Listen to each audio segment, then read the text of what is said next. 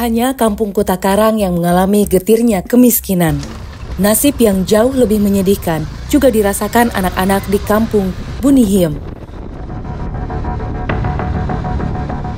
Menuju kampung Bunihiem, saya harus menempuh perjalanan sejauh kurang lebih 4 km. Bukan jalan beraspal, tapi hamparan pasir laut. Sekarang kami ke kampung berikutnya, yang mana ini lebih jauh lagi.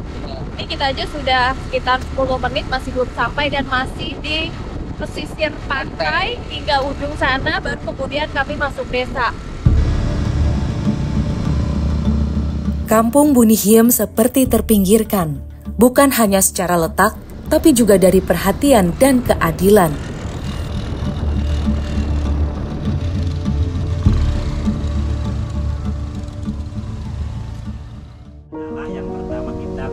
Setidaknya ada 4 kampung yang menghadapi kenyataan pahit yang sama.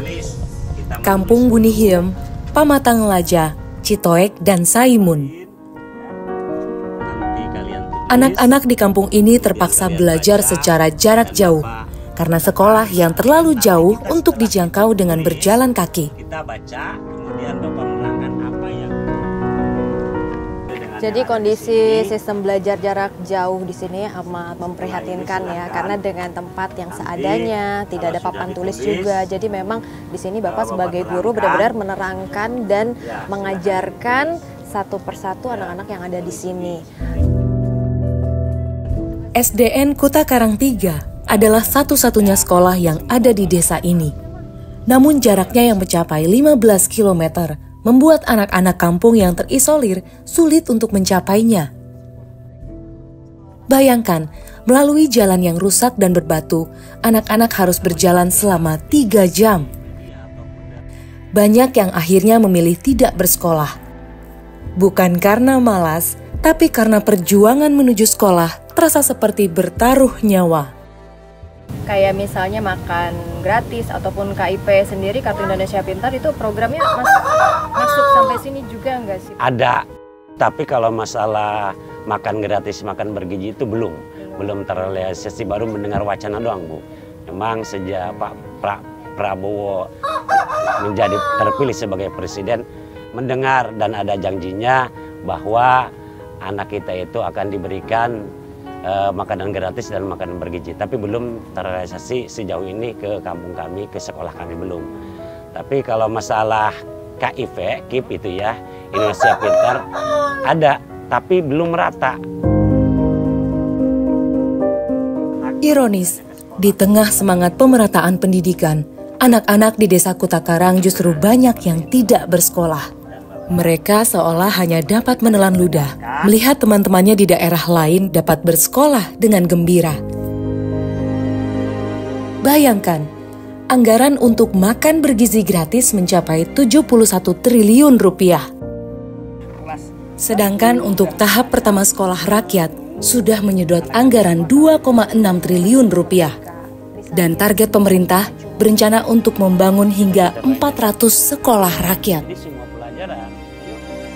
Sementara anak-anak di Kota Karang ini banyak yang putus sekolah.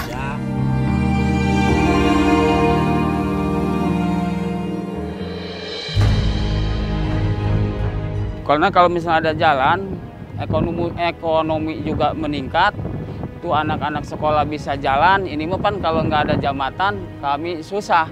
Kami udah beberapa kali ngajuin ke pemerintah Kabupaten Pandeglang tingkat Provinsi Banten, sampai sekarang belum ada respon, Bu.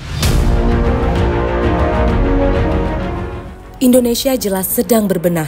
Semuanya terus bergerak demi Indonesia emas di tahun 2045. Tapi ada begitu banyak ketimpangan yang terjadi di mana-mana. Jangan sampai anak-anak yang berada di pelosok Indonesia hanya dapat melihat sekolah dari kejauhan.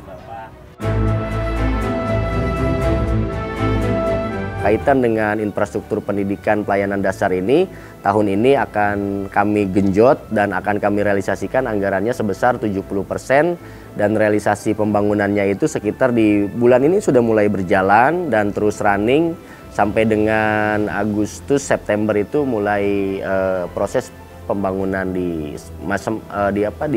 beberapa titik sekolah yang ada di Kabupaten Pandeglang.